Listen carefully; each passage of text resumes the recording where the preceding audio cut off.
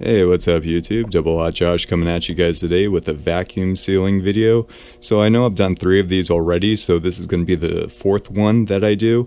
So in the previous 3 I did 1, 2, 3 boxes of the Winchester 12 gauge 7.5 shot from Walmart. And I also labeled the date that I put on there with the post-it note. Something I forgot to do is start a counter somewhere on the screen of how many cartridges I've vacuum sealed on camera. So I'm going to go ahead and start that on this video. So as you can see, this is going to be 75. Let's get a better shot. So 75 shotgun shells so far. And today we're going to do a box of the 7.62 by 39 brass case FMJ SMB ammo that I showed in the last video. So let's go ahead and get started. So I'm going to remove all of these vacuum sealed bags of shotgun shells except for this one, and the reason is I want to show you guys a few things. So I have my measuring tape right over here. I have the package, and so right over here when we look at the seal, as you can see, when you measure it, it looks to be about, I would say about an inch on the seal, and that will come into play later on. So we know that the seal needs to be about an inch. Now, according to the instructions, you're going to want to leave about 4 inches right about here for the sealing process. So when we look at it, right over here is about 4 inches. So keep that in mind. All right. So the next thing is the FoodSaver 4400 came with some pre-measured bags, and so when you look at the bigger of them, the larger size, they also came with smaller ones that I showed for the shotgun shells. So when you look at the bigger size ones, as you can see, when you look at the pre-measured or the roll of what do you call it, bag or whatever, this roll up here is the same size as the larger one. So what I've decided to do is use this kind of like as kind of like a measurement to see if I could, when I put the ammo inside of these bags, to see if I can stack them side by side and then vacuum seal like 2 boxes in one bag. So let me go ahead and show you guys what I mean. So when you take one of these bags, you put one box inside like this,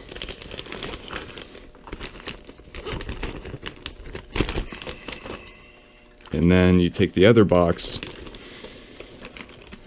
As you can see, they're not going to be flush.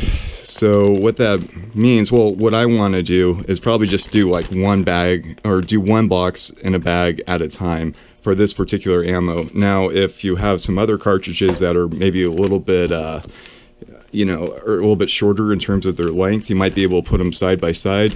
But for this one, probably just do one in each bag at a time. Alright, so we got that out of the way. So next up, let's take a look at the actual box itself. So using our measuring tape again, let's go ahead and measure the width of it. So, that looks about like an inch. And again, this isn't exact measurements or anything. The next thing is look at the depth, I guess you could say, the other measurement right over here. And again, not being exact, it looks like about 2.5 inches, more or less, probably less.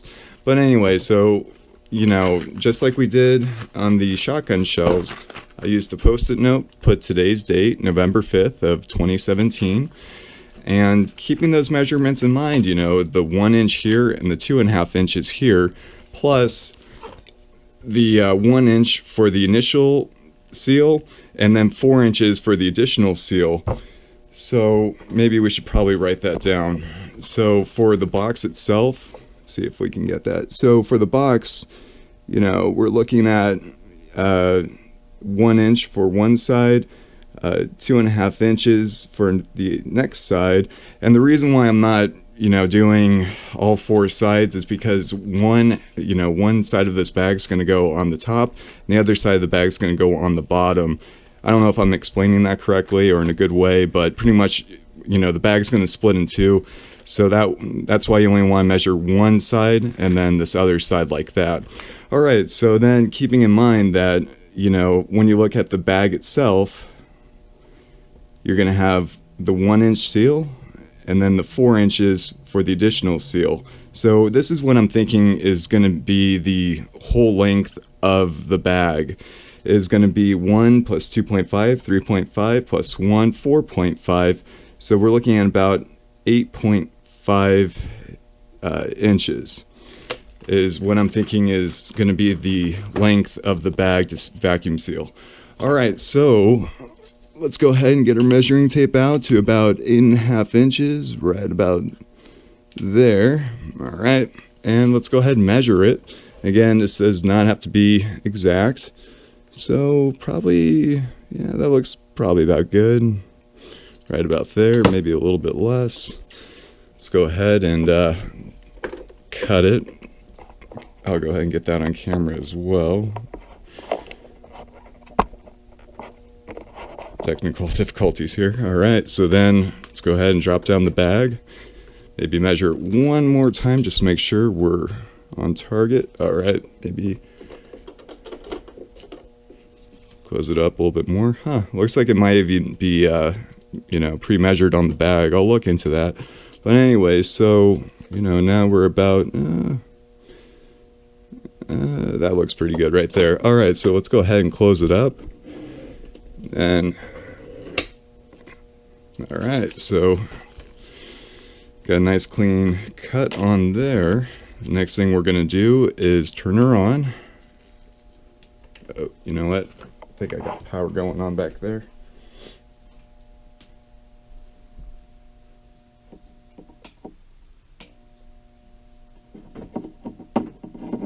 It's not plugged in. Not bad.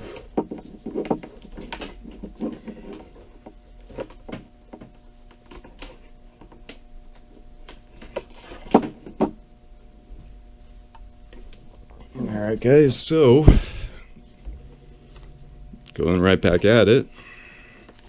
We got our bag, and now it's saying the curled side should go down, so let's go ahead and turn on power. And then I was a little bit confused about the instructions. I think you press seal first. Okay, yeah, that's good, because you see that red light. So with the seal end down first, let's go ahead and insert the bag, and it said to pull it nice and taut, just like that.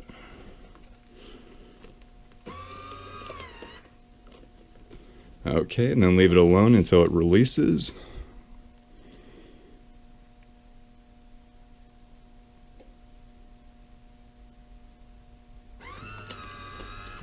Okay, then the next thing on the instructions said to wait at least 20 seconds before you do the next step. So right now we're at 12:48:42.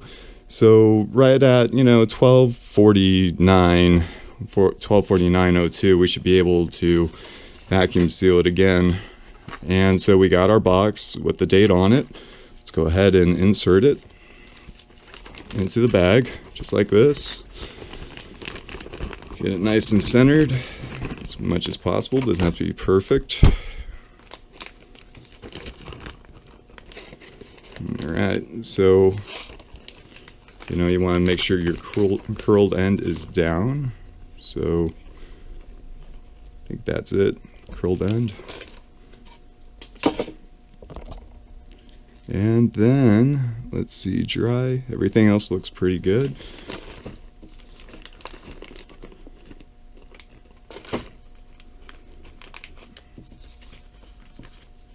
And looking at our watch again, yep, it's been at least 20 seconds, so let's go ahead and seal her up and see what happens. So pulling it nice and taut, let's go ahead and insert. Nice and slow.